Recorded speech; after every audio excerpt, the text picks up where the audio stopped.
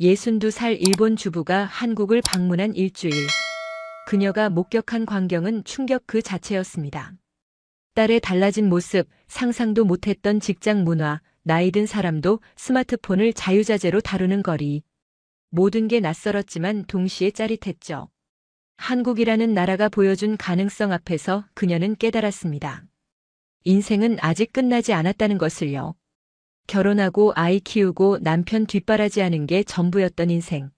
하지만 서울에서 보낸 일주일은 모든 걸 바꿔놓았어요.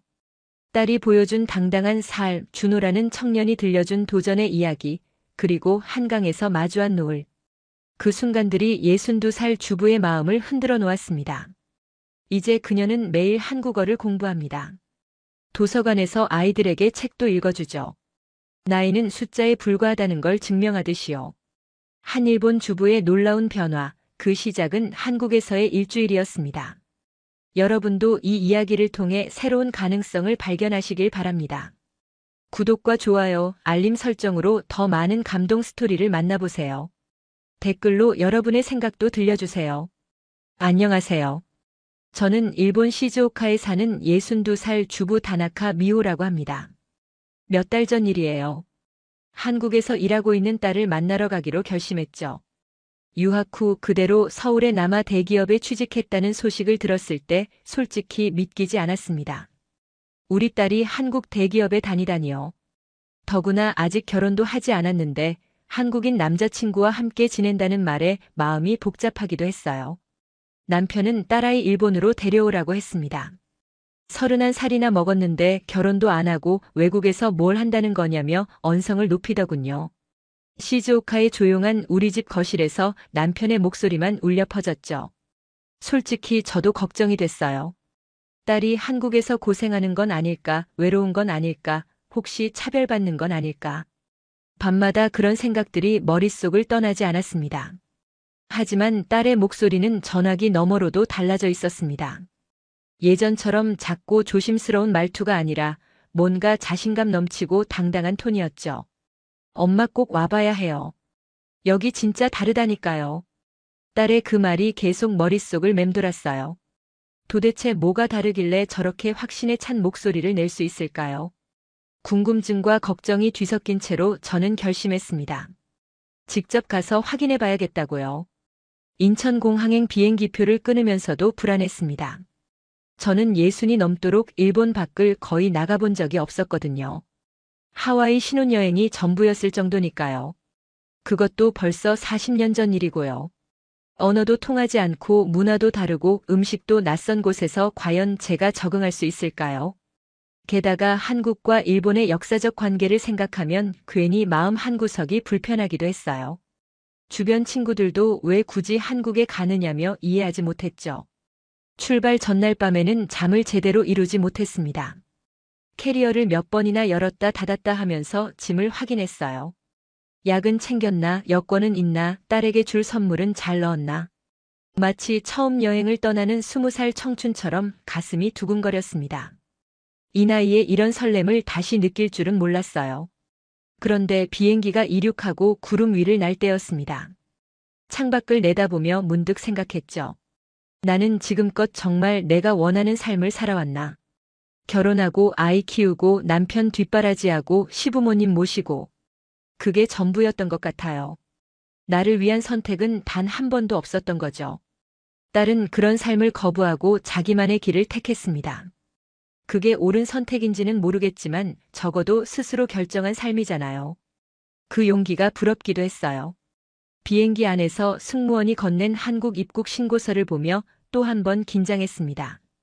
한글로 가득한 종이었죠. 딸이 미리 알려준 대로 천천히 적어 내려갔어요. 서툴지만 한 글자 한 글자 쓰는 동안 이상한 기분이 들었습니다. 이 낯선 문자들이 곧 제 일상이 될 거라는 예감 같은 거요. 인천공항에 도착했을 때 딸이 마중 나와 있었습니다. 짧게 자른 머리에 깔끔한 정장 차림이었어요. 예전의 수수한 모습과는 달랐죠. 일본에 있을 때는 항상 긴 머리를 뒤로 묶고 소박한 옷차림을 했었는데요. 엄마 수고했어요. 딸이 능숙한 일본어로 말하며 제 캐리어를 받아들었습니다. 그 순간 깨달았어요. 내 딸이 정말 달라졌구나. 그리고 한국이라는 곳이 딸을 이렇게 바꿔놓았구나. 눈빛부터 달랐어요. 맑고 자신감 넘치는 그 눈빛이요. 공항을 빠져나와 택시를 탔습니다.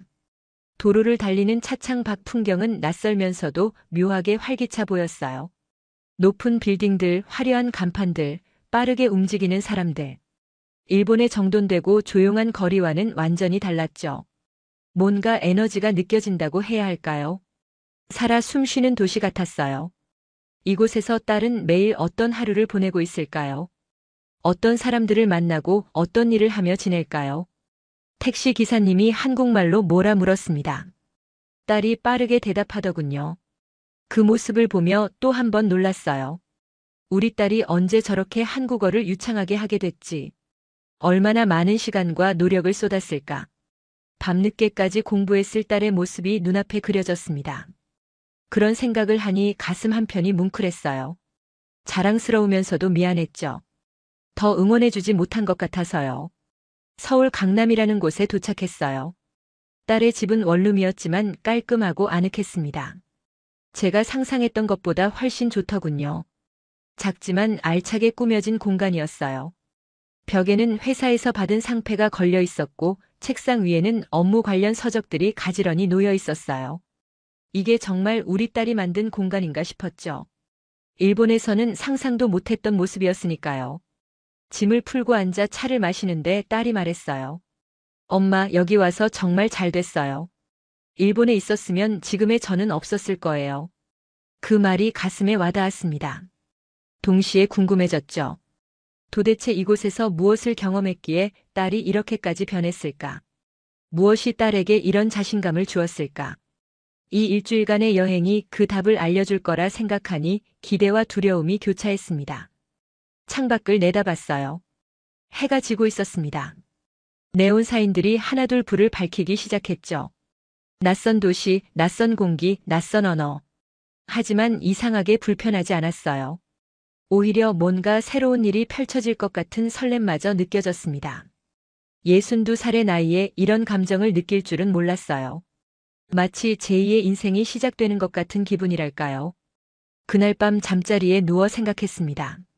내일부터 시작될 이 여행이 단순히 딸을 만나러 온 것 이상의 의미가 있을 것 같다는 예감이 들었죠. 뭔가 중요한 걸 발견하게 될 것 같았어요. 나 자신에 대해서 그리고 인생에 대해서요. 그리고 그 예감은 틀리지 않았습니다. 한국에서의 일주일은 제 인생을 완전히 바꿔놓았으니까요. 다음 날 아침 눈을 떴을 때 잠시 어리둥절했습니다. 여기가 어디지? 낯선 천장, 낯선 커튼, 낯선 빛. 아, 맞다. 서울이구나. 딸의 원룸 거실 소파에서 잔 거였죠. 딸은 벌써 일어나 부엌에서 아침 준비를 하고 있었어요. 엄마, 일어났어요? 오늘 제가 반찬 했으니까 오전에 같이 나가요. 딸의 밝은 목소리가 아침 공기를 채웠습니다. 간단히 식사를 마치고 밖으로 나섰어요. 아침 8시 반쯤이었을 겁니다. 거리는 이미 사람들로 붐볐죠. 정장 차림의 직장인들이 빠른 걸음으로 지나갔고 카페마다 테이크아웃 커피를 사려는 줄이 길게 늘어서 있었어요. 일본에서도 출근 시간은 바쁘지만 여기는 뭔가 달랐습니다. 사람들의 표정에서 피곤함보다는 의욕이 느껴졌달까요? 지하철역으로 향했습니다. 딸이 교통카드 사용법을 알려주더군요. 이렇게 찍으면 돼요. 참 편하죠. 일본의 IC카드와 비슷했지만 사용 범위가 훨씬 넓다고 했어요. 택시도 버스도 편의점도 이 카드 하나면 된다고요. 작은 차이지만 왠지 모르게 인상적이었습니다. 지하철 안은 생각보다 조용했어요. 사람들이 대부분 스마트폰을 보고 있었죠. 젊은이들만이 아니라 나이 든 분들도 능숙하게 화면을 터치하고 있었어요. 일본에서는 제 또래 친구들 대부분이 스마트폰을 제대로 다루지 못하는데 말이죠. 저도 카메라와 전화 기능만 겨우 쓰는 수준이었으니까요. 여기서는 할머니로 보이는 분도 뭔가를 주문하는 듯한 모습을 보이더군요. 강남역에서 내렸습니다. 딸이 이곳이 서울에서 가장 활기찬 지역 중 하나라고 설명했어요. 지상으로 올라오자 거대한 빌딩 숲이 펼쳐졌죠. 유리로 된 높은 건물들이 햇빛을 반사하며 반짝였어요. 도쿄에도 고층 빌딩이 많지만 이곳의 풍경은 달랐습니다. 더 역동적이고 젊은 느낌이랄까요. 엄마, 저기 보이는 건물이 제 회사예요. 딸이 가리킨 곳을 봤습니다. 25층쯤 되어 보이는 깔끔한 건물이었어요. 로비가 유리로 되어 있어서 안이 훤히 보였죠. 사람들이 분주히 드나들고 있었습니다. 딸이 저 안에서 일하고 있다니 실감이 나지 않았어요. 회사 근처 카페로 들어갔습니다. 놀랍게도 오전 9시가 넘은 시간인데도 사람들이 가득했어요. 노트북을 펼쳐놓고 일하는 사람, 화상회의를 하는 사람, 서류를 검토하는 사람. 다들 바쁘게 움직였죠. 일본이었다면 이 시간에는 모두 사무실에 있어야 할 텐데요. 여기는 회사 밖에서도 자유롭게 일하나 봐요. 딸이 설명했습니다. 여기는 재택근무나 원격 근무가 흔해요. 꼭 사무실에 있어야 한다는 강박이 없죠. 성과만 내면 어디서 일하든 상관없어요. 그 말을 듣는 순간 깜짝 놀랐어요. 일본에서는 상상도 못할 일이었으니까요. 남편은 40년 넘게 매일 아침 7시에 집을 나서 저녁 8시에 돌아왔어요. 자리를 지키는 게 미덕이었죠. 커피를 마시며 주변을 둘러봤습니다. 여기 있는 사람들 표정을 보세요. 20대부터 40대까지 다양했지만 공통점이 있었어요. 활력이 넘친다는 거였죠. 일본의 셀러리맨들이 보이는 지친 표정과는 달랐습니다. 뭔가 자기 일에 의미를 부여하는 듯한 눈빛들이었어요. 창밖을 보니 횡단보도에 사람들이 신호를 기다리고 있었습니다. 모두 바쁜 듯 걸음이 빨랐죠. 하지만 불안해 보이지는 않았어요. 오히려 어디론가 향하는 확신이 있어 보였습니다. 저는 문득 시즈오카의 조용한 거리를 떠올렸어요. 평화롭지만 정체된 듯한 그 분위기를요. 딸이 물었습니다. 엄마 어때요? 여기 사람들 다르죠? 저는 고개를 끄덕였어요. 다르다는 말로는 부족했죠. 완전히 다른 세상 같았으니까요. 같은 동아시아, 같은 경제 선진국인데 이렇게 다를 수 있다니. 속도도 다르고 분위기도 다르고 사람들의 에너지도 달랐어요. 카페를 나와 거리를 걸었습니다. 곳곳에 공사 현장이 보였어요. 새로운 건물이 올라가고 있었죠. 끊임없이 변하고 있구나. 그런 생각이 들었습니다. 일본은 이미 완성된 느낌이라면 한국은 아직도 성장하고 있는 느낌이었어요. 그게 좋은 건지 나쁜 건지는 모르겠지만 분명 다른 종류의 매력이 있었습니다. 점심시간이 가까워지자 음식점마다 사람들이 줄을 섰어요. 딸이 인기 있는 식당은 미리 예약해야 한다고 말했죠. 스마트폰으로 예약하고 줄을 서지 않고 바로 입장하는 시스템이었어요. 모든 게 효율적이고 빨랐습니다. 저는 그저 신기할 따름이었어요. 식당에 들어가기 전 딸의 전화기가 울렸습니다. 회사에서 온 연락이었죠. 잠깐만요, 엄마. 딸이 전화를 받더니 유창한 한국어로 업무 이야기를 나눴어요. 목소리에 자신감이 넘쳤습니다. 전화를 끊고 미안하다며 웃는 딸을 보며 생각했어요. 이 아이가 정말 이곳에 뿌리를 내렸구나. 식당에서 비빔밥을 주문했습니다. 처음 먹어보는 맛이었지만 맛있었어요. 매콤하면서도 깊은 맛이 났죠. 음식 하나에도 이곳의 문화가 담겨 있는 것 같았습니다. 강렬하지만 조화로운 맛. 한국이라는 나라를 설명하는 것 같았어요. 식사를 마치고 나오니 딸이 말했습니다. 엄마, 오후에 회사 가봐야 해요. 저녁에 남자친구도 소개해 드릴게요. 좋아요. 저는 대답했죠. 혼자서도 괜찮을 것 같았어요. 이제 이 도시가 조금은 친숙하게 느껴지기 시작했으니까요. 딸과 헤어져 혼자 거리를 걸었습니다. 이상하게 두렵지 않았어요. 오히려 자유로운 기분이었죠. 62살의 나이에 낯선 도시를 혼자 걷고 있다니. 일본에 있었다면 상상도 못했을 일이었어요. 한국이라는 곳이 저에게 용기를 주는 것 같았습니다. 그날 오후 저는 깨달았습니다. 변화는 장소에서 시작될 수도 있다는 것을요. 새로운 환경이 사람을 바꾸고 새로운 가능성을 열어준다는 것을요. 딸이 이곳을 떠나지 않으려는 이유를 조금씩 이해하기 시작했어요. 저녁 6시쯤 딸에게서 연락이 왔습니다. 엄마, 회사 앞으로 올 수 있어요? 같이 퇴근해요. 주소를 보내드릴게요. 스마트폰 화면에 지도가 떴고 파란 점이 제 위치를 보여줬어요. 신기했습니다. 길을 잃을 염려가 없었죠. 천천히 걸어서 딸의 회사로 향했어요. 회사 로비에 도착하니 딸이 동료들과 함께 나오고 있었습니다. 모두 젊고 활기찬 사람들이었어요. 딸이 저를 소개했죠. 제 어머니세요. 일본에서 오셨어요. 동료들이 공손하게 인사했습니다. 일본어로 인사하는 친구도 있었어요. 만나서 반갑습니다. 그 모습에 감동했어요. 이방인을 따뜻하게 대해주는 마음이 느껴졌거든요. 엘리베이터를 기다리며 주변을 둘러봤습니다. 로비 한쪽에는 카페가 있었고 다른 쪽에는 편의점이 있었어요. 직원들을 위한 휴게 공간도 보였죠. 소파에 앉아 노트북으로 일하는 사람들도 있었습니다. 일본의 딱딱한 사무실 건물과는 완전히 다른 분위기였어요. 마치 대학 캠퍼스 같았죠. 딸의 사무실이 있는 12층으로 올라갔습니다. 문이 열리자 넓은 공간이 펼쳐졌어요. 칸막이가 없는 개방형 사무실이었죠.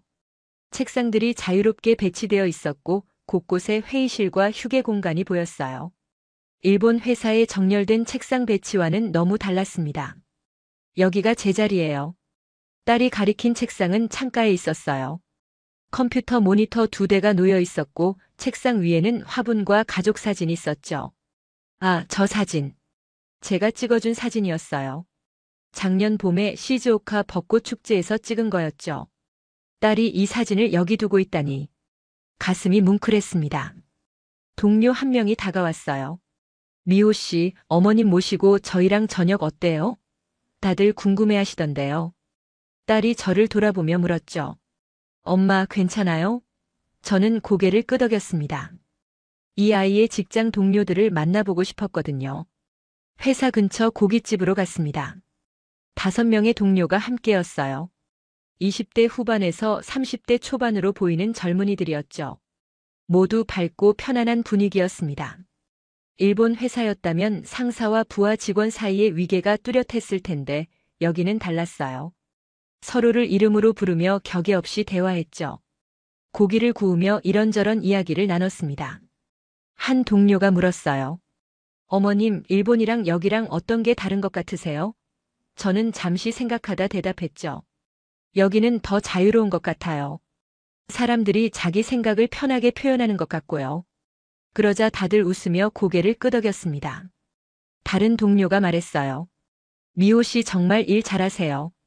프로젝트 리더도 맡고 있고요. 저희 팀에서 없어서는 안 될 사람이에요. 딸이 쑥스러워하며 웃었죠. 그 모습을 보며 자랑스러웠습니다. 내 딸이 이곳에서 인정받고 있구나. 이렇게 당당하게 일하고 있구나. 식사 중간에 한 동료가 핸드폰으로 뭔가를 보여줬어요. 저희 회사 복지 시스템이에요. 재택근무도 할 수 있고 자율 출퇴근제도 있고 육아휴직도 충분히 보장돼요. 남녀 구분 없이요. 저는 놀랐습니다. 일본에서는 여성이 결혼하면 퇴사하는 게 당연시되던 시절이 있었거든요. 육아휴직도 여성의 것이었고요. 술을 조금씩 마시며 대화가 깊어졌습니다. 한 남자 동료가 말했어요. 저는 내년에 육아휴직 신청할 거예요. 아내도 일하니까 제가 돌봐야죠. 그 말에 또 한 번 놀랐어요. 남자가 육아를 위해 쉰다니요. 남편에게 그런 얘기를 했다면 뭐라고 했을까요? 아마 이해하지 못했을 거예요. 딸이 설명했습니다. 여기는 워라밸을 중요하게 생각해요. 일과 삶의 균형이요. 밤늦게까지 일하는 게 미덕이 아니라 정해진 시간에 효율적으로 일하는 게 능력이에요. 저는 그 말을 곱씹었죠. 일본에서는 늦게까지 남아있는 게 성실함의 증거였는데요. 식사가 끝나갈 무렵 한 여자 동료가 물었습니다. 어머님, 미호 씨가 여기 계속 있으면 어때요? 일본으로 돌아오라고 하시지 않아요? 조심스러운 질문이었죠. 저는 잠시 생각했습니다. 솔직히 처음에는 딸을 데려오고 싶었어요. 하지만 지금은 생각이 달라졌죠. 여기가 딸에게 더 나은 환경인 것 같아요. 저는 천천히 말했습니다. 부모로서 자식의 행복을 바라는 건데 행복이 꼭 부모 곁에 있는 게 아닐 수도 있잖아요. 딸이 제 손을 잡았어요. 눈가가 촉촉해진 게 느껴졌죠. 동료들도 숙연한 표정이 됐습니다. 고깃집을 나와 회사로 돌아왔어요. 딸이 몇 가지 서류를 챙기러 올라간다고 했죠. 잠깐만 기다려주세요. 저는 로비 소파에 앉아 기다렸습니다. 주변을 둘러보니 아직도 일하는 사람들이 있었어요. 하지만 지친 얼굴이 아니었죠. 집중하는 표정이었어요. 한 젊은 여성이 노트북을 펼치고 화상회의를 하고 있었습니다. 영어로 대화하더군요. 유창했어요. 옆 테이블의 남성은 태블릿으로 뭔가를 그리고 있었죠. 모두 자기 일에 몰입한 모습이었습니다. 이게 바로 딸이 말한 일하는 방식이구나 싶었어요. 딸이 내려왔습니다. 다 됐어요. 이제 남자친구 만나러 가요. 밖으로 나오니 밤 공기가 시원했어요. 거리는 여전히 밝고 활기찼죠. 사람들이 퇴근 후 저녁을 즐기고 있었습니다. 술집, 카페, 식당마다 불이 환하게 켜져 있었어요. 택시를 타고 이동하는 동안 생각했습니다. 딸의 삶을 직접 보니 이해가 됐어요. 왜 이곳을 떠나지 않으려 하는지요. 단순히 좋은 직장 때문만이 아니었어요. 이곳에는 가능성이 있었습니다. 자신을 표현할 수 있는 자유가 있었고 성장할 수 있는 기회가 있었죠. 창밖의 야경을 바라봤습니다. 반짝이는 네온 사인들, 높은 빌딩의 불빛들. 이 도시는 잠들지 않는 것 같았어요. 끊임없이 움직이고 변하고 성장하고 있었죠. 딸도 이 도시와 함께 성장하고 있었습니다. 부모로서 더 이상 반대할 이유가 없었어요. 남자친구를 만날 시간이 다가오고 있었습니다. 어떤 사람일까? 딸을 행복하게 해줄 수 있는 사람일까? 기대 반 걱정 반의 마음으로 목적지를 향했어요. 하지만 이제는 믿을 수 있을 것 같았습니다. 딸의 선택을요. 홍대 앞이라는 곳에 도착했습니다. 젊은이들로 가득한 거리였어요. 화려한 간판들, 큰 소리로 울려 퍼지는 음악, 그리고 자유분방한 옷차림의 사람들. 시즈오카에서는 상상도 못할 풍경이었죠. 딸이 설명했어요. 여기는 예술가들이 많이 모이는 동네예요. 젊고 창의적인 분위기죠. 좁은 골목을 따라 걸어 들어갔습니다. 양쪽으로 작은 카페와 갤러리, 빈티지 숍들이 즐비했어요. 벽면마다 그래피티가 그려져 있었고 거리 공연을 하는 사람들도 보였죠. 이런 자유로운 분위기는 처음이었어요. 일본에도 하라주쿠 같은 곳이 있지만 여기는 또 달랐습니다. 더 거칠고 날 것 같은 느낌이랄까요. 작은 이탈리안 레스토랑 앞에서 멈췄어요. 딸이 문을 열며 말했죠. 여기에요. 안으로 들어서니 아늑한 분위기의 공간이 펼쳐졌습니다. 나무 테이블과 따뜻한 조명, 벽에 걸린 그림들. 손님은 많지 않았지만 편안해 보였어요. 창가 자리에 한 남자가 앉아 있었습니다. 그가 일어나 인사했어요. 안녕하세요. 김준호라고 합니다. 32살쯤 되어 보이는 청년이었어요. 깔끔한 차림에 단정한 인상이었죠. 그런데 뭔가 부드러운 느낌이 들었습니다. 딱딱하지 않은 미소랄까요? 처음 뵙겠습니다. 저는 공손히 인사했어요. 앉자마자 그가 유창한 일본어로 말했습니다. 오시느라 고생 많으셨죠? 서울은 처음이시라고 들었어요. 깜짝 놀랐어요. 발음도 정확하고 자연스러웠죠. 일본어를 어디서 배웠느냐고 물었더니 대학 때 1년간 오사카에서 교환학생을 했다고 했어요. 그때 일본 문화에 매료됐다고 하더군요. 음식을 주문하고 대화가 시작됐습니다. 그는 IT 스타트업에서 일한다고 했어요. 개발자로 시작해서 지금은 팀장을 맡고 있다고 했죠. 회사는 작지만 성장 가능성이 크다며 열정적으로 설명했습니다. 눈빛이 반짝였어요. 자기 일을 사랑하는 사람의 눈빛이었죠. 아직 회사가 안정적이지 않아서 수입이 불규칙해요. 그가 솔직하게 말했습니다. 하지만 저희가 만드는 서비스가 사람들에게 도움이 된다는 걸 느낄 때 보람을 느껴요. 그 말을 들으며 생각했어요. 일본이었다면 안정적인 대기업을 선택했을 텐데요. 이 청년은 다른 가치관을 가지고 있었습니다. 딸을 어떻게 만났느냐고 물었어요. 그가 수줍게 웃으며 대답했죠. 업무 미팅에서 처음 봤어요. 미호 씨가 프레젠테이션 하는 걸 보고 반했어요. 똑부러지고 당당한 모습이 인상적이었거든요. 딸이 얼굴을 붉히며 그만하라고 했어요. 둘의 모습이 보기 좋았습니다. 음식이 나왔습니다. 파스타와 피자였어요. 함께 나눠 먹으며 이런저런 이야기를 나눴죠. 그는 한국의 청년 문화에 대해 설명해 줬어요. 요즘 젊은 세대는 안정보다 의미를 추구한다고 했죠. 좋은 대학 나오고 대기업 들어가는 게 목표였던 시대는 지났다고요. 대신 자기가 좋아하는 일을 하려고 해요. 그가 말했습니다. 실패해도 괜찮아요. 다시 시작할 수 있으니까요. 한국은 그런 기회가 많은 나라예요. 물론 쉽지는 않지만 도전할 수 있는 환경은 갖춰져 있죠. 그 말이 인상 깊었어요. 일본에서는 한번 실패하면 다시 일어서기 힘들거든요. 저도 스타트업을 시작하기 전에 대기업에 다녔어요. 그가 털어놨습니다. 안정적이었지만 뭔가 갇힌 느낌이었어요. 매일 똑같은 일상, 정해진 승진 경로. 제 인생이 아닌 것 같았죠. 그래서 사표 냈어요. 부모님은 반대하셨지만요. 그 말을 듣는데 딸의 선택이 이해됐습니다. 준호 씨 부모님은 뭐라고 하셨어요? 제가 물었죠. 그가 쓴웃음을 지었어요. 처음엔 미쳤다고 하셨죠. 하지만 지금은 응원해주세요. 제가 행복해하는 걸 보시니까요. 부모가 자식에게 바라는 게 뭘까요? 행복이잖아요. 그 행복의 기준이 세대마다 다를 뿐이죠. 깊이 공감했습니다. 식사 중간에 그가 갑자기 가방에서 뭔가를 꺼냈어요. 작은 선물 상자였죠. 어머님께 드리고 싶었어요. 일본에서 오셨다니 부담스러우실까봐 걱정했는데요. 상자를 열어보니 예쁜 찻잔 세트가 들어있었습니다. 한국 전통 도자기였어요. 고맙다고 인사했죠. 마음 쓴 게 느껴졌습니다. 미호 씨랑 결혼 생각도 있으세요? 조심스럽게 물었어요. 그가 딸을 바라보며 고개를 끄덕였습니다. 물론이죠. 하지만 서두르지 않으려고 해요. 둘 다 커리어도 중요하니까요. 나중에 준비가 되면 그때 하려고요. 현대적인 생각이었어요. 일본이었다면 나이 30 넘으면 결혼해야 한다고 재촉했을 텐데요. 그럼 아이는요? 제가 또 물었죠. 그가 웃으며 대답했어요. 아이도 원하면 가질 거예요. 하지만 제가 육아휴직 쓸 거예요. 미호 씨가 일 계속하고 싶다고 하면 제가 집에서 아이 볼 수도 있고요. 그 말에 놀랐어요. 남자가 집에서 아이를 본다니. 하지만 그의 표정은 진지했습니다. 요즘은 그런 부부가 많아요. 딸이 거들었죠. 남자가 돈 벌고 여자가 집 지킨다는 고정관념은 옛날 얘기예요. 서로 협력하는 거죠. 누가 더 일을 잘하고 누가 더 육아에 적합한지. 그걸 보고 결정해요.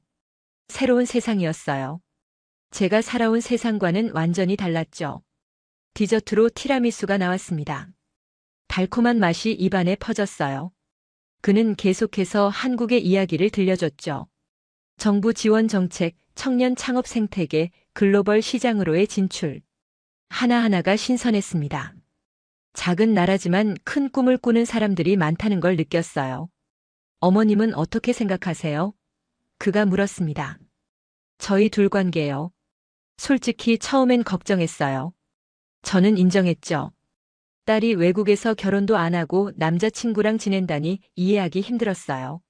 하지만 이제 알 것 같아요. 시대가 바뀌었다는 걸요. 그가 안도한 표정을 지었습니다. 레스토랑을 나와 밤거리를 걸었어요. 홍대 앞은 밤이 되니 더 활기찼죠.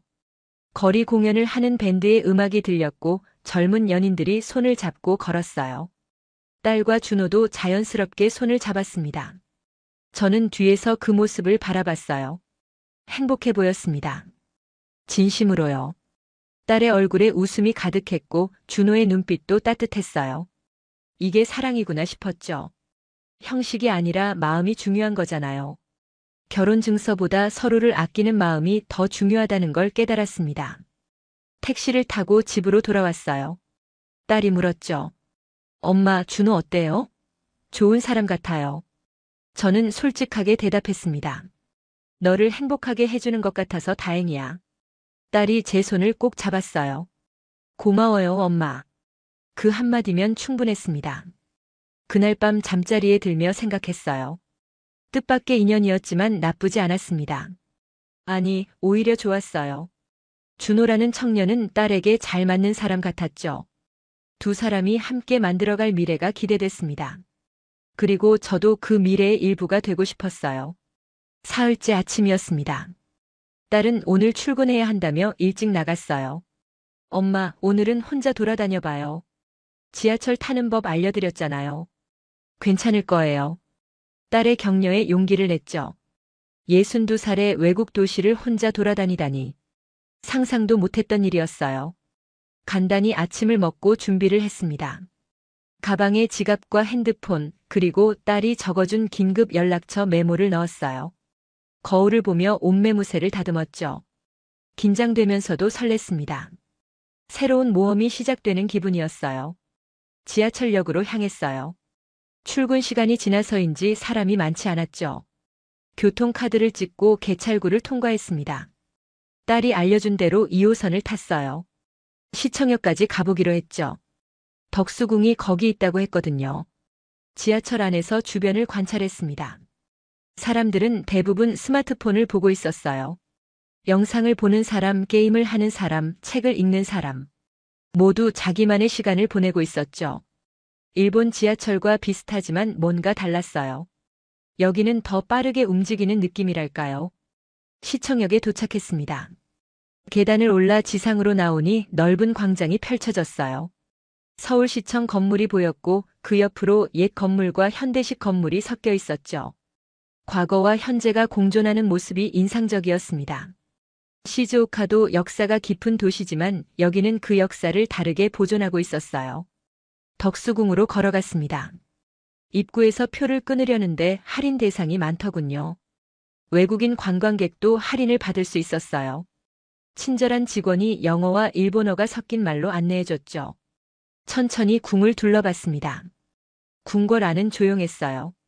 높은 빌딩 숲 한가운데 이런 공간이 있다니 신기했죠. 나무들이 우거지고 전통 건물이 고즈넉하게 자리 잡고 있었어요.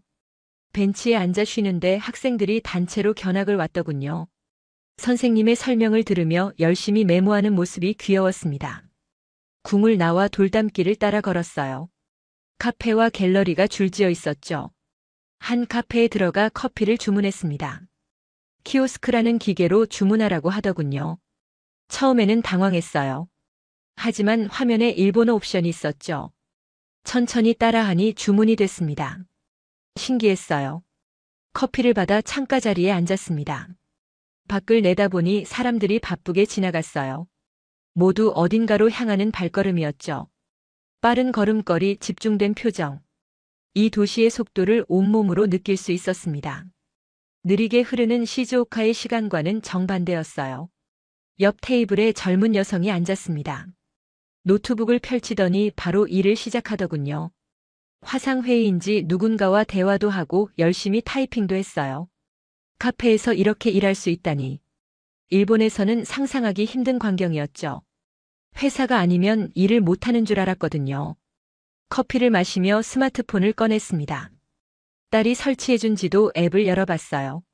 현재 위치가 표시되고 주변 맛집과 관광지가 나왔죠. 리뷰도 볼 수 있었고 길 찾기도 가능했어요. 이 작은 기계 하나로 모든 게 해결되는 세상이었습니다.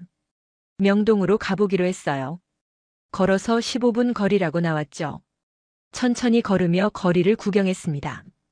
화장품 가게, 옷가게, 액세서리 가게. 가게마다 손님이 가득했어요. 특히 화장품 가게는 외국인 관광객들로 붐볐죠.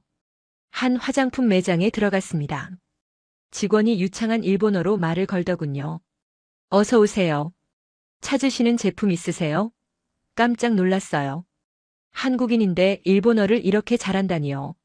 나중에 알고 보니 명동에서 일하는 직원들은 여러 외국어를 할 줄 안다고 했어요. 영어는 기본이고 일본어, 중국어까지요. 직원의 추천으로 몇 가지 제품을 샀습니다. 결제도 신기했어요. 카드를 꽂지 않고 그냥 갖다 대기만 하면 됐죠. 삑 소리와 함께 결제 완료. 빠르고 간편했습니다. 모든 게 효율적으로 돌아가는 시스템이었어요. 길거리 음식을 파는 노점도 많았습니다. 호떡, 떡볶이, 순대. 처음 보는 음식들이었죠. 호떡을 하나 사서 먹어봤어요. 달콤하고 따뜻했습니다. 속에 견과류가 들어있더군요. 맛있었어요. 길을 걸으며 먹는 음식이지만 행복했습니다. 점심시간이 다가왔어요. 식당을 찾아 헤매는데 한 식당 앞에 줄이 길게 서 있었죠. 뭔가 맛있는 곳인가 봐요. 저도 줄을 섰습니다. 30분쯤 기다렸을까요? 드디어 제 차례가 왔어요. 삼겹살 정식을 주문했죠. 음식이 나왔는데 양이 엄청났습니다. 고기에 반찬이 10가지도 넘었어요. 혼자 먹기에는 너무 많았죠. 하지만 맛있었어요. 고기를 구워 상추에 싸먹는 방식이 신선했습니다. 일본 음식과는 완전히 다른 맛과 방식이었어요. 식사를 마치고 나오는데 배가 불렀습니다. 걸으며 소화를 시켰어요. 명동 거리를 천천히 둘러봤죠. 노래를 부르는 거리 공연자도 있었고 캐리커처를 그려주는 화가도 있었어요. 활기찬 분위기가 좋았습니다. 오후 3시쯤 됐을까요? 조금 피곤해졌어요. 근처 카페에 들어가 휴식을 취했습니다. 이번에는 키오스크 사용이 훨씬 수월했어요. 익숙해진 거죠. 빠르게 배우는 저 자신이 신기했습니다. 나이가 들어도 배울 수 있구나 싶었어요. 창밖을 보며 생각했습니다. 이 도시의 속도는 무섭기도 하지만 매력적이었어요. 빠르게 움직이지만 혼란스럽지 않았죠. 모든 게 시스템으로 정리돼 있었고 효율적으로 작동했어요. 사람들도 그 속도에 익숙해 보였습니다. 저도 이 속도에 적응하고 있었어요. 처음에는 무서웠지만 이제는 괜찮았죠. 키오스크도 쓸 수 있고 지하철도 혼자 탈 수 있고 지도 앱도 사용할 수 있었어요. 사흘 만에 많이 배웠습니다. 배우려는 의지만 있으면 나이는 상관없다는 걸 깨달았어요. 저녁이 다가왔습니다. 딸에게 메시지를 보냈어요. 딸이 알려준 메신저 앱이었죠. 잘 다녀왔다고 재미있었다고 썼습니다. 곧 답장이 왔어요. 다행이네요. 저녁 같이 먹어요. 집 근처에서 만나요. 약속 장소로 향하며 웃음이 났습니다. 오늘 하루 많은 걸 경험했어요. 혼자서 낯선 도시를 돌아다니고 새로운 기술을 배우고 다양한 사람들을 만났죠. 이 모든 게 제게는 도전이었고 배움이었어요. 한국이라는 나라가, 서울이라는 도시가 저에게 새로운 가능성을 보여준 것 같았습니다. 지하철을 타고 집으로 가는 길이었어요. 피곤했지만 기분이 좋았습니다. 살아있다는 느낌이랄까요? 62살의 나이에 이런 감정을 느낄 수 있다니. 감사했어요. 딸에게 그리고 이 여행에 감사했습니다. 넷째 날 아침이었습니다. 오늘은 딸이 재택근무를 한다고 했어요. 집에서 일하는 모습을 보여주고 싶다며 웃었죠. 침대에서 일어나니 딸은 벌써 책상 앞에 앉아 있었습니다. 노트북 화면을 보며 뭔가 집중하고 있더군요. 아침을 준비하며 슬쩍 딸을 관찰했어요. 화상회의를 하고 있었죠. 영어로 대화하더군요. 유창했습니다. 프레젠테이션 자료를 공유하며 설명하는 모습이 프로페셔널해 보였어요. 이게 내 딸이 맞나 싶었죠. 언제 이렇게 성장했을까요?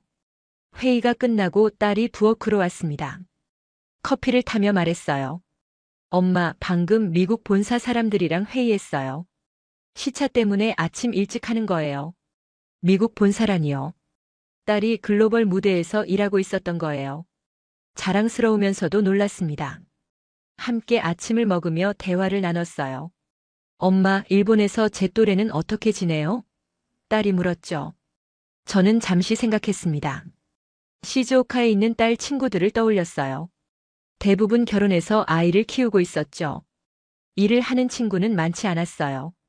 그쪽은 결혼과 육아가 우선인 것 같아요. 제가 말했습니다. 일을 하더라도 파트타임이 많고요.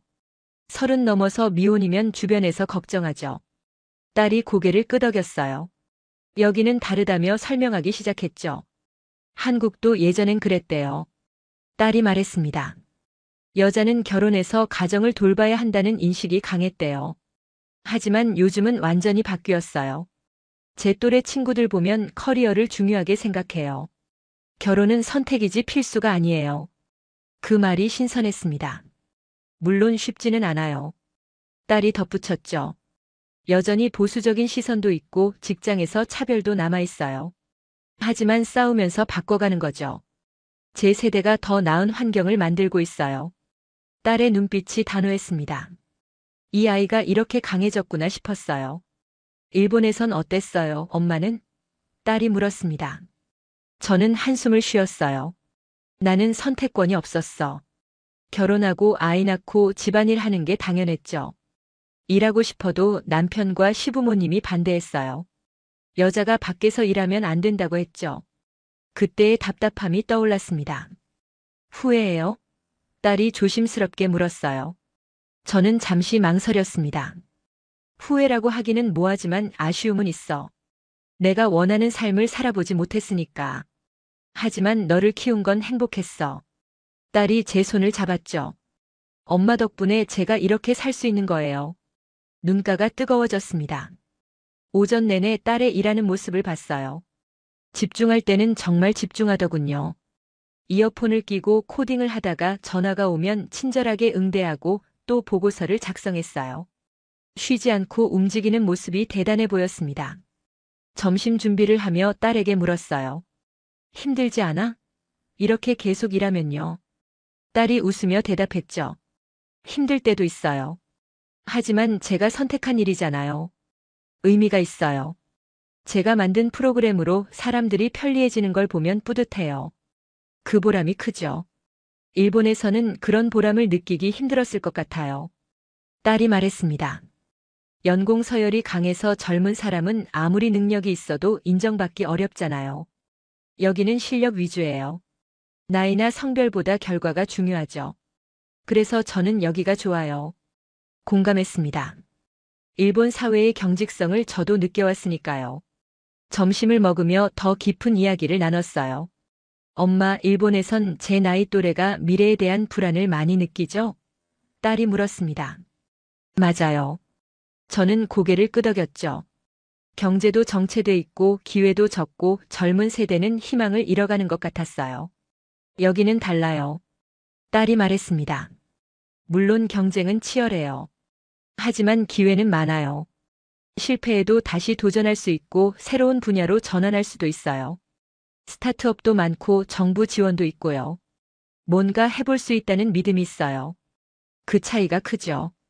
그 말을 듣는데 생각이 복잡해졌어요. 일본도 좋은 나라예요. 안정적이고 안전하고 질서 정연하죠. 하지만 그 안정성이 때로는 정체로 느껴질 수도 있다는 걸 깨달았습니다. 변화를 두려워하는 사회에서는 새로운 시도가 어렵죠. 오후에 딸이 잠깐 휴식 시간을 가졌어요. 함께 베란다에 나가 차를 마셨죠. 밖을 내다보니 고층 빌딩들이 보였어요.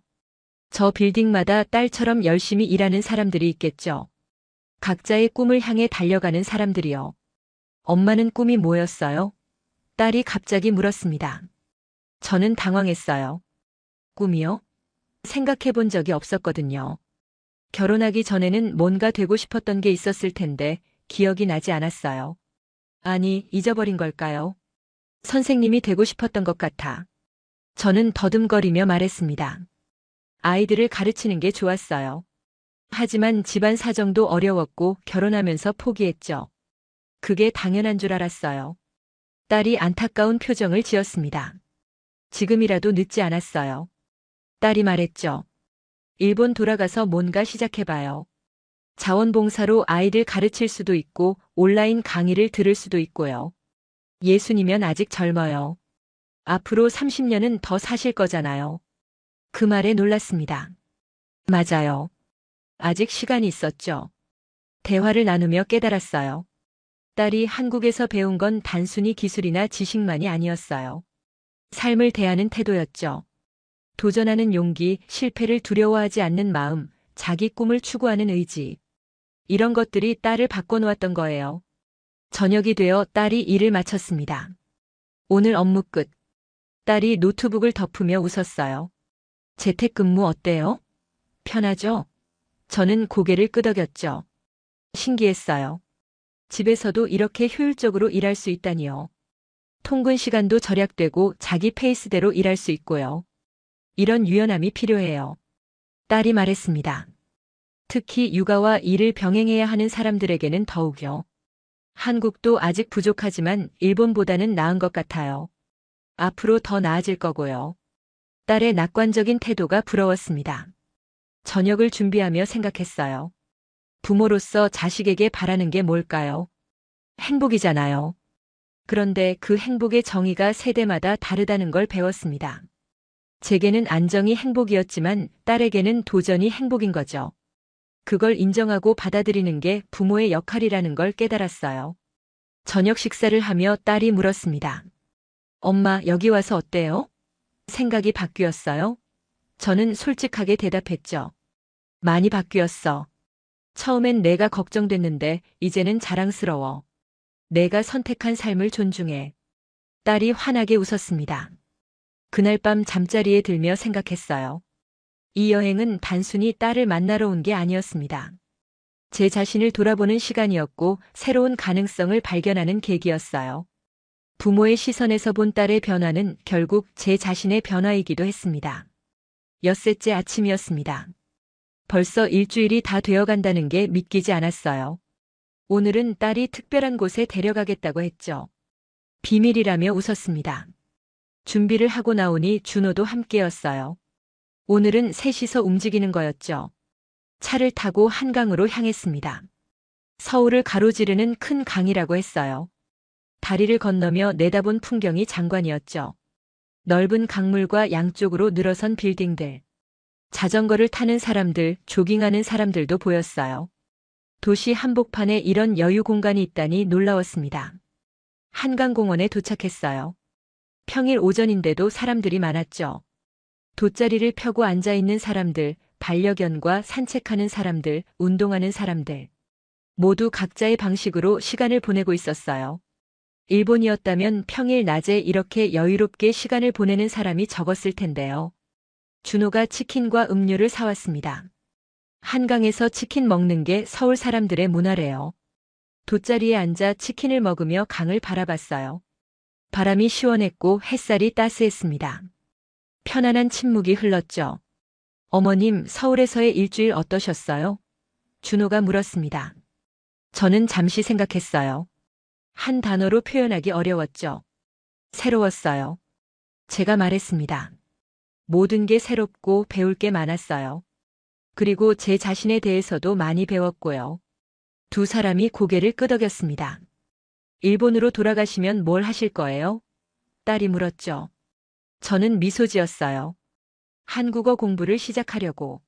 늦었지만 배우고 싶어요. 언젠가 너희들과 한국어로 대화할 수 있으면 좋겠어. 딸의 눈이 반짝였습니다. 정말요? 엄마가? 저는 고개를 끄덕였죠. 그리고 지역 도서관에서 자원봉사도 해볼까 해. 아이들한테 책 읽어주는 거요. 예전부터 하고 싶었던 일이었거든. 딸이 제 손을 잡았어요. 잘 어울릴 것 같아요, 엄마. 준호도 응원했죠. 멋지세요. 나이는 숫자에 불과해요. 그 말이 힘이 됐습니다. 강변을 따라 천천히 걸었어요. 자전거 도로가 잘 정비되어 있었고 곳곳에 운동시설과 쉼터가 있었죠. 사람들이 자유롭게 공간을 누리고 있었어요. 공공공간을 이렇게 잘 활용하는 모습이 인상적이었습니다. 벤치에 앉아 쉬는데 옆에서 할머니 한 분이 스마트폰으로 영상통화를 하고 계셨어요. 손자와 통화하는 것 같았죠. 유창하게 기능을 사용하시더군요. 저보다 나이가 많아 보이는데도 말이에요. 배우면 할 수 있구나 싶었습니다. 엄마 보세요. 딸이 스마트폰을 보여줬어요. 한국어 학습 앱이었죠. 이거 정말 좋아요. 기초부터 차근차근 배울 수 있어요. 발음도 듣고 퀴즈도 풀고요. 제 폰에도 깔아드릴게요. 딸이 친절하게 설치를 도와줬습니다. 첫 번째 레슨을 함께 해봤어요. 안녕하세요, 감사합니다. 간단한 인사말부터요. 준호가 말했습니다. 어머님, 온라인으로 한국어 선생님도 구할 수 있어요. 화상으로 1:1 수업 받는 거예요. 일본에 계시면서도 한국 선생님께 배울 수 있죠. 신기했어요. 기술이 거리를 무의미하게 만드는구나 싶었죠. 점심시간이 되어 근처 식당으로 갔어요. 비빔밥을 주문했는데 이번엔 돌솥 비빔밥이었죠. 뜨거운 돌솥에서 지글지글 소리가 났어요. 잘 비벼서 먹으니 고소하고 맛있었습니다. 이 맛도 일본에 돌아가면 그리워질 것 같았어요. 식사 후 근처 서점에 들렀습니다. 큰 서점이었는데 사람들이 편하게 앉아 책을 읽고 있었어요. 카페도 있었고 문구류도 팔았죠. 한국어 학습서 코너를 둘러봤습니다. 초급부터 고급까지 다양한 책이 있었어요. 한 권을 집어들었습니다. 일본인을 위한 한국어 학습서였죠. 딸이 이것도 사드릴게요, 엄마. 제가 사겠다고 했지만 딸이 고집을 부렸어요. 제 선물이에요. 결국 딸이 계산했죠. 책을 받아들며 다짐했습니다. 꼭 열심히 공부하겠다고요. 서점을 나와 다시 한강으로 돌아왔어요. 해가 서쪽으로 기울고 있었죠. 노을이 강물에 비쳐 아름다웠습니다. 세 사람이 나란히 앉아 그 풍경을 바라봤어요. 말없이 그저 함께 있는 시간이었죠. 어머님, 준호가 조심스럽게 말을 꺼냈습니다. 저희 내년쯤 결혼하려고 해요. 준비가 되면요. 어머님 축복해 주시겠어요? 저는 두 사람을 번갈아 봤어요. 진지한 표정이었죠. 물론이에요. 제가 대답했습니다. 너희 둘이 행복하면 그게 제일 중요해요. 딸이 물었어요. 엄마, 일본에서 결혼식 올려도 와주실 거죠? 준호 부모님도 오시기로 했어요. 작은 결혼식이 될 것 같지만요. 저는 고개를 끄덕였죠. 당연하지. 어떻게 안 가니? 내 인생에서 가장 중요한 날인데. 딸이 제 어깨에 머리를 기댔습니다. 일본에서 식을 올리는 게 좋을 것 같아요. 준호가 말했습니다. 양가 부모님이 다 일본에 계시니까요. 그리고 시즈오카도 가보고 싶었어요. 미호가 자란 곳을 보고 싶거든요. 고마운 생각이었어요. 딸이 좋은 사람을 만났다는 확신이 들었습니다. 해가 완전히 졌어요. 강변의 불빛이 하나둘 켜지기 시작했죠. 야경이 아름다웠습니다. 이 순간을 기억하고 싶었어요. 딸과 미래의 사위와 함께한 이 평화로운 시간을요. 집으로 돌아가는 차 안에서 생각했습니다. 이번 여행은 단순한 관광이 아니었어요. 인생의 전환점 같은 거였죠. 제게 두 번째 인생을 살 용기를 준 시간이었어요. 늦었다고 생각하지 말고 지금부터 시작하면 된다는 걸 배웠습니다. 62살. 아직 할 수 있는 게 많았어요. 한국어도 배우고 봉사활동도 하고 새로운 사람들도 만나고 남은 인생을 좀 더 의미 있게 살아보고 싶었죠. 딸이 보여준 삶의 방식을 저도 따라 해보고 싶었습니다. 집에 도착해 짐을 정리하기 시작했어요. 내일 모레면 일본으로 돌아가야 했죠. 아쉬웠지만 이제는 괜찮았어요. 새로운 시작을 위한 준비가 된 것 같았거든요. 가방 속에 한국어 책을 조심스럽게 넣었습니다. 딸이 차를 가져왔어요. 둘이서 마주 앉아 차를 마시며 이야기를 나눴죠. 엄마 자주 올 수 있죠? 딸이 물었습니다. 물론이지. 이제는 혼자서도 올 수 있을 것 같아. 자신감이 생겼거든. 딸이 환하게 웃었어요. 그날 밤 침대에 누워 천장을 바라봤습니다. 엿새간의 여행이 주마등처럼 스쳐 지나갔어요.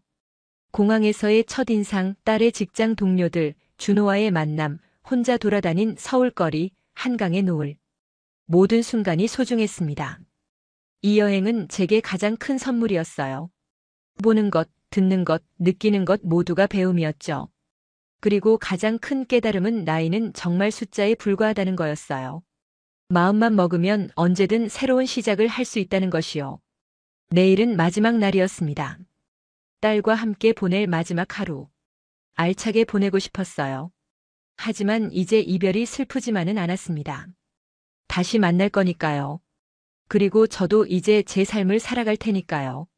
기대되는 마음으로 잠이 들었습니다. 마지막 날 아침이었습니다. 일주일이 정말 빠르게 지나갔어요. 캐리어를 다시 꺼내 짐을 정리하기 시작했죠. 하나하나 넣으며 추억을 되새겼습니다. 명동에서 산 화장품, 서점에서 산 한국어 책, 준호가 선물한 찻잔. 모두 소중한 기념품이었어요. 딸이 출근 준비를 하고 있었어요. 오늘은 회사 가야 하지만 일찍 나올게요. 공항까지 같이 가요. 딸의 목소리가 조금 쉰 것 같았죠. 아쉬워하는 게 느껴졌어요. 저도 마찬가지였습니다. 아침을 함께 먹으며 대화를 나눴어요. 일본 가면 아빠한테 잘 말씀드릴게. 제가 말했습니다. 내가 여기서 잘 지내고 있다고 행복하다고 전할게. 아빠도 이해하실 거야. 딸이 고개를 끄덕였죠. 아빠한테도 한국 구경시켜드려요. 같이 오세요. 남편을 데려올 수 있을까요? 쉽지 않을 것 같았어요. 완고한 사람이니까요. 하지만 제가 변했으니 남편도 변할 수 있지 않을까요? 천천히 설득해보기로 했습니다. 여기가 얼마나 좋은 곳인지, 딸이 얼마나 잘하고 있는지요. 딸이 출근하고 혼자 남았어요. 마지막으로 집안을 둘러봤습니다. 딸이 사는 공간, 딸이 만든 살. 작지만 알찼고 정돈돼 있으면서도 따뜻했어요. 이곳에서 딸은 매일 성장하고 있었죠. 부모로서 더 바랄 게 없었습니다. 창밖을 내다봤어요. 서울의 하늘이 보였죠. 맑은 하늘이었습니다. 일주일 전 이 창으로 처음 본 풍경과 지금 보는 풍경이 달라 보였어요. 같은 하늘, 같은 건물들인데 제 마음이 달라진 거겠죠. 점심때쯤 딸에게서 연락이 왔어요. 곧 나갈 수 있을 것 같대요. 준호도 합류한다고 했죠. 공항 가기 전에 마지막으로 맛있는 거 먹자고요. 저는 웃으며 답장을 보냈습니다. 뭐든 좋다고요. 1시간쯤 후에 딸이 도착했어요. 회사 동료들이 인사하래요. 딸이 말하며 스마트폰을 건넸죠. 화면에 동료들이 보였어요. 화상통화였습니다. 다들 손을 흔들며 인사했죠. 또 오세요, 어머님. 따뜻한 사람들이었어요. 준우를 만나 식당으로 갔습니다. 한정식집이었어요. 상에 가득 차려진 음식들을 보며 감탄했죠. 하나하나 정성이 들어간 음식이었어요. 천천히 맛보며 먹었습니다. 마지막 식사니까요. 식사 중에 준호가 말했어요. 어머님, 내년 봄쯤 일본 갈게요. 미호 부모님께 정식으로 인사드리려고요. 고마웠습니다. 예의 바른 청년이었죠. 우리 집에 오면 제가 대접할게요. 시즈오카 맛있는 음식 많거든요. 준호가 기대된다며 웃었어요. 딸이 작은 상자를 꺼냈어요. 엄마, 이거 드릴게요. 열어보니 예쁜 목걸이가 들어있었죠. 간단하지만 세련된 디자인이었어요. 한국 디자이너 작품이래요. 고맙다고 인사했죠. 딸의 마음이 담긴 선물이었습니다. 시간이 되어 공항으로 출발했어요. 차 안에서 창밖을 바라봤죠. 익숙해진 서울거리가 스쳐 지나갔어요. 일주일 전만 해도 낯설었던 이 도시가 이제는 친근하게 느껴졌습니다. 다시 올 거라는 생각에 마음이 편했어요. 인천공항에 도착했습니다. 일주일 전 처음 도착했던 그곳이었죠. 그때와 지금의 제가 많이 달라졌어요. 더 자신감 있고 더 열린 마음을 가지게 됐죠. 일주일이 사람을 이렇게 변화시킬 수 있다니 놀라웠습니다. 체크인을 하고 출국 심사를 기다렸어요. 딸과 준호가 함께 있어줬죠. 곧 헤어져야 한다는 게 실감났어요. 하지만 슬프지만은 않았습니다. 이건 끝이 아니라 새로운 시작이었으니까요. 엄마, 한국어 공부 열심히 해요. 딸이 말했습니다. 다음에 오면 한국어로 대화해봐요. 저는 약속했죠. 꼭 그럴게. 매일 30분씩 공부할 거야. 준호도 응원했어요. 화상통화로 연습 도와드릴게요. 고마운 사람들이었습니다. 출국 심사 시간이 됐어요. 마지막 포옹을 나눴죠. 딸을 꽉 안았습니다. 행복하게 살아. 그게 엄마 소원이야. 딸이 눈물을 글썽였어요. 엄마도 행복하게 지내요. 자주 연락할게요. 준호와도 악수를 나눴죠. 우리 딸 잘 부탁해요. 게이트를 통과하며 뒤돌아봤어요. 두 사람이 손을 흔들고 있었죠. 저도 손을 흔들었습니다. 그리고 돌아섰어요. 이제 일본으로 돌아갈 시간이었죠. 비행기에 탑승했습니다. 창가 자리에 앉아 서울을 내려다봤어요. 거대한 도시가 한눈에 들어왔죠. 저 안에서 딸이 살고 일하고 사랑하고 있었어요. 더 이상 걱정되지 않았습니다. 딸은 잘할 거예요. 비행기가 이륙했습니다. 구름 위로 올라가니 하늘이 더 넓게 느껴졌어요. 가방에서 한국어 책을 꺼냈죠. 첫 페이지를 펼쳤습니다. 한글 자음과 모음이 보였어요. 천천히 따라 읽기 시작했죠. 기역, 니은, 디귿, 리을. 옆자리 승객이 웃으며 말을 걸었어요. 한국어 공부하세요? 일본어로 물었죠. 네, 처음 시작하는데요. 제가 대답했습니다. 딸이 한국에 살거든요. 그분이 응원했어요. 좋은 일이네요. 나이는 숫자일 뿐이니까요. 그 말이 힘이 됐습니다. 2시간 반쯤 후에 시즈오카에 도착했어요. 익숙한 공항이었죠. 하지만 뭔가 달라 보였어요. 조용하고 정돈돼 있지만 활기는 덜한 것 같았죠. 서울의 역동성에 비하면 말이에요. 나쁘다는 게 아니라 다르다는 거였어요. 집으로 돌아왔습니다. 남편이 현관에서 기다리고 있었어요. 다녀왔어? 무뚝뚝하게 물었죠. 네, 잘 다녀왔어요. 제가 대답했습니다. 딸 잘 있더라고요. 행복해 보였어요. 남편은 아무 말 없이 고개만 끄덕였죠. 짐을 풀며 남편에게 이야기를 들려줬어요. 딸의 회사, 딸의 친구들, 준호라는 남자친구. 처음엔 시큰둥하던 남편도 점점 관심을 보이더군요. 결혼은 언제 한대? 남편이 물었죠. 내년쯤 일본에서 할 거래요. 우리 집에 인사 오겠대요. 그날 저녁 혼자 앉아 한국어 앱을 켰습니다. 첫 번째 레슨을 시작했어요. 안녕하세요. 천천히 따라 읽었죠. 발음이 어색했지만 괜찮았어요. 시작이 중요한 거니까요. 매일 30분씩 하기로 다짐했습니다. 다음 날 지역 도서관에 갔어요. 자원봉사 신청을 하러요. 담당자가 반갑게 맞아줬죠. 아이들에게 책 읽어주는 프로그램이 있대요. 한 달에 2번씩이래요. 신청했습니다. 첫 번째 수업은 다음 주였죠. 집에 돌아와 딸에게 메시지를 보냈어요. 한국어 공부 시작했어. 도서관 봉사활동도 신청했고, 딸에게 배운 거야. 딸이 곧 답장을 보냈죠. 엄마 최고예요. 자랑스러워요. 영상통화 있다 해요. 기다려지는 저녁이었습니다. 저녁에 딸과 영상통화를 했어요. 화면으로 보는 딸의 얼굴이 환했죠. 열심히 사는 사람의 얼굴이었어요. 준호도 잠깐 나와서 인사했습니다. 이제 이렇게 자주 연락하며 지낼 수 있었어요. 거리는 멀지만 마음은 가까웠습니다. 그로부터 석 달이 지났습니다. 매일 한국어를 공부했어요. 이제 간단한 인사와 일상 대화는 할 수 있게 됐죠. 도서관에서 아이들에게 책도 읽어주고 있어요. 아이들이 좋아해줘서 보람찼습니다. 남편도 조금씩 변하고 있어요. 한국 드라마를 보기 시작했죠. 딸이 추천해준 거래요. 이해하기 시작한 것 같았어요. 내년 봄 한국 여행도 함께 가기로 했습니다. 오늘도 한국어 공부를 합니다. 매일 30분 빠지지 않고요. 딸에게 영상통화로 발음을 확인받기도 해요. 손녀를 기다리듯 언젠가 한국에서 사위가 될 준호와 한국어로 깊이 대화하는 날을 꿈꿉니다. 한국 방문은 단순한 가족여행이 아니었습니다. 제게는 두 번째 인생을 여는 수업이었어요. 나이와 상관없이 다시 배울 수 있다는 확신을 얻었죠. 앞으로 어떻게 살아가야 할지에 대한 새로운 길잡이가 됐습니다. 62살 아직 늦지 않았어요. 지금부터가 진짜 제 인생인지도 모르죠. 딸이 보여준 용기, 한국이라는 나라가 가르쳐준 가능성. 그것들이 저를 변화시켰습니다. 이제는 두렵지 않아요.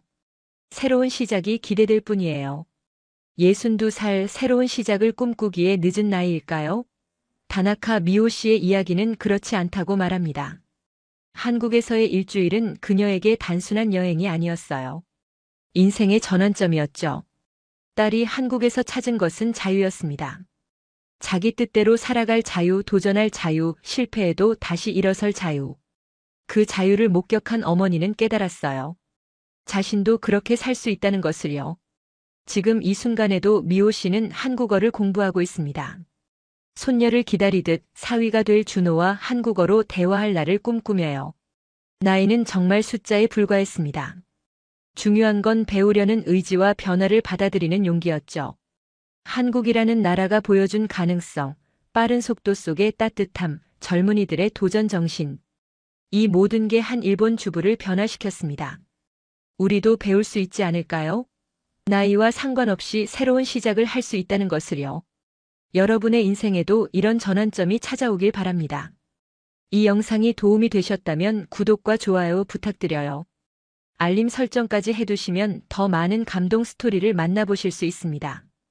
댓글로 여러분의 이야기도 들려주세요. 들려주세요. 들려주세요. 들려주세요. 들려주세요. 들려주세요. 들려주세요.